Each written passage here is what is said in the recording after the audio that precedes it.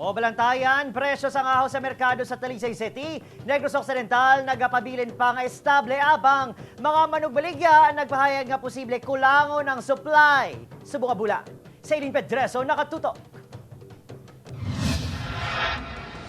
Wala pa gani naka-move on ang tanan sa presyo sang Bombay. Ginatanaw nga posible man magsaka ang presyo sang isa sa mga nagapangunaman nga panakot, ang ahos. Sa reports ng Department of Agriculture, posible nga magkulang ang supply sang ahos bangod man sa kakulangan sang nagatanom o kun produksyon sini.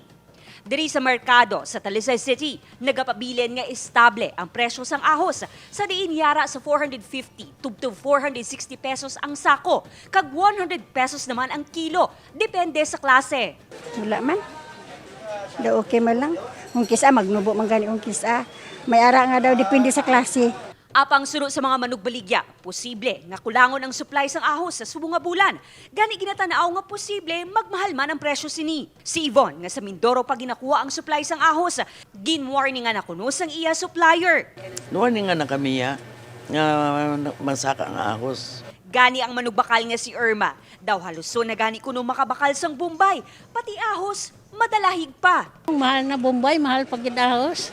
Apang sunod sa mga manugbaligya, handa man sila nga mag-adjust sa presyo nga hindi man matamaan ang mga manugbakal. Upod Geruel Bangoy, Eileen Pedreso, One Western Visayas.